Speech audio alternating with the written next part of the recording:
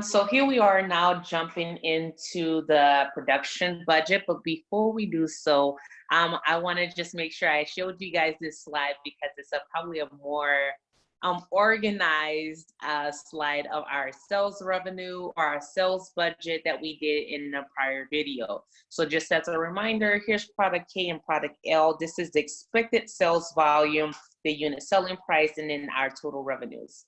So now from here, we're now going to look at the production budget. So again, the sales budget is so crucial to this process because without knowing how much we're going to sell, how can we decide how much to produce, right? Your sales budget is going to help dictate how much you're needing to produce or to manufacture.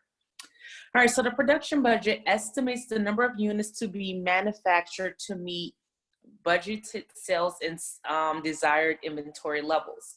Now, to touch on desired inventory levels for a second, it's important to understand that most companies want some kind of ending inventory.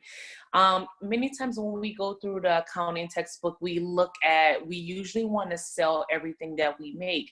But in the real world, it makes sense for companies to have ending inventory because what if a customer wants to buy maybe a special order, or they can sell it off like a one-off, or just for protection purposes, maybe they're creating some kind of padding for extra inventory just in case, right? So you don't ever want to make just enough for sales. You want to always have some kind of padding. So when we're talking about the production budget, we're looking at the expected units to be sold plus our desired units in ending inventory less our units in beginning inventory is going to equal the total number of units to be produced. Okay. So from here, we're now going to go back to our handout that we're doing. So make sure you look at that demonstration and follow along as we go through this process. So this is what it looks like. I am going to switch screens and we're going to look at this together and write it in, okay? So with that, I am going to go here. All right. So here we are now looking carrying forward with our example. Now we're going to look at our production budget and fill that in. Okay, so I'm going to put that there. All right, so sales. Remember, our sales comes from our sales budget, right? So we said that we wanted to make 40,000 units of product K. We also said we wanted to make 20,000 units of product L. Now for desired inventories as of July 31st, we're going to need that information from B. We're going to need it from B. So it says, sorry, I'm saying that wrong. So we're going to need that information from C. That's where we're going to get it from because it says desired inventory at July 31st. Right? So for a second, don't worry about material A and B. Right now, we're going to focus on product K and L.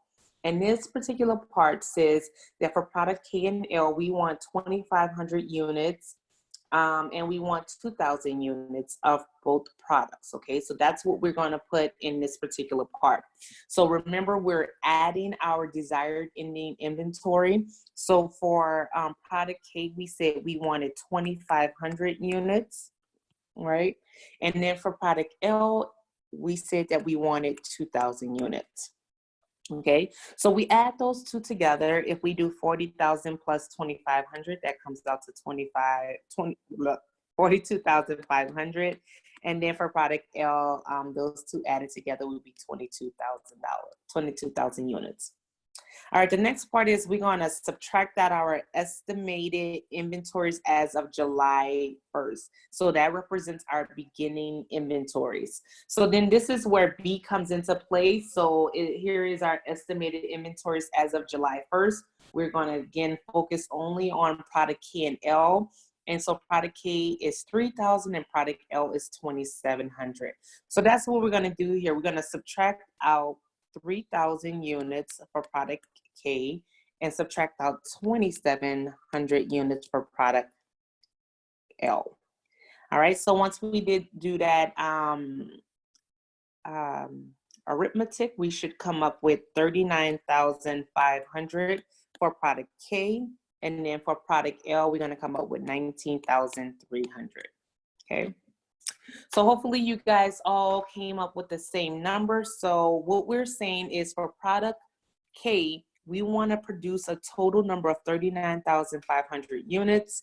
And for product L, we want to produce a total number of 19,300 units. Remember, this is all to satisfy our budget, okay? So with that, we're going to stop here, and now we're going to get into our direct